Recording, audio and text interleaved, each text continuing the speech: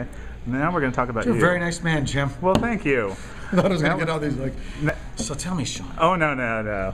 Why is your life so screwed up? Well, now I want to talk about you a little bit since we talked about Daniel. That's why. Now here we go. Exactly. This is the good stuff. So tell me, when did the acting bug bite you? When did you kind of know this is what you wanted to do and was your calling? When did I know acting was my calling? I'd have to say I knew it at a very young age. When I was a little kid, I mean, clearly most kids play make-believe, but I was writing plays for talent shows and getting in talent shows and somehow getting up on stage and performing, and but not knowing I could do it as a career. I mean, I come from Michigan, and it's Midwest. You work hard, you hit the factory, right? You're gonna. Yeah. That's how it works. It's a very linear career path. Mm-hmm. But however, throughout all of that, I was, like I said, doing plays and writing and acting, and always involved in art. Mm-hmm. And then eventually, I wanted to be an architect, so I knew I could still keep that creative bug alive. Mm-hmm. And then I'm like, wait a minute, I got to take physics and math and chemistry, and which I did. It was fine, but I'm like, it just didn't inspire me. Okay. So got my degrees in actually marketing after jumping around doing a variety of experiences, which has been good for me. So it wasn't just one straight narrow path of acting. I got to explore everything and then realize, you know what, it's almost called me, and it keeps calling me. So I'm like, this is what moves me. Awesome. Yeah. And you've done daytime, you've done nighttime, you've done movies. Is it all kind of the same because you're still acting, but are there different muscles you have to use when you're doing a different medium? Yeah, the mediums are different, whether it's nighttime, daytime, film, television.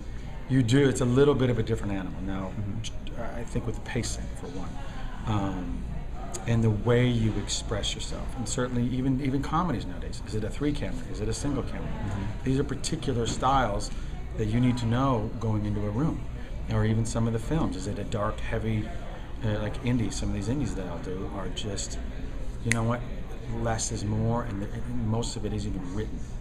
It's all in your imaginary life, so bring it. You don't have to say it, you don't have to show it. I'm this close on you. And the minute you go, or you know, any there's like 12 things, and like it picks it up. So it's completely different, and certainly the pacing. I mean, a film, you can be on set all day doing 2 scenes. Okay. And now, being on the soap, sometimes you have to be a little naked and do some love scenes, like you were just chewing your mint because you were kissing somebody earlier. What's your fitness regimen? Do you have a pretty strict regimen, or are you just naturally? My bedroom scenes? Let me put on my halo. All that stuff. There you go. Take these off. I think for like sex scenes or whatever, the less you almost I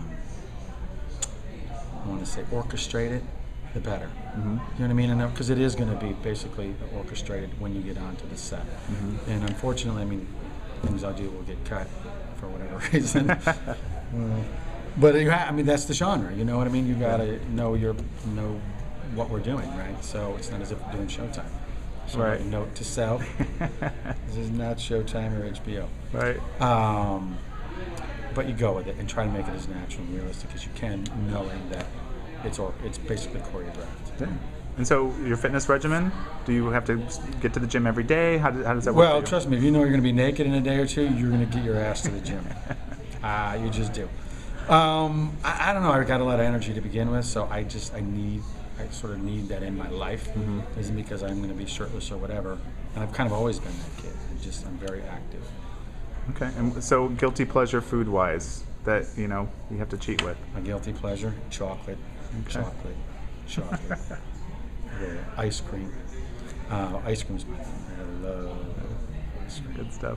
And and the show's keeping you really busy. But do you have anything else going on outside? Do you do any theater or any other projects? I've been reading other things. I have a couple of meetings with people about certain projects. A guy who wrote an independent film I did, Small Town Saturday Night, with Chris Pine and Johnny Hawks. See it. These 2 actors are John Hawks, genius. Go see anything he's in.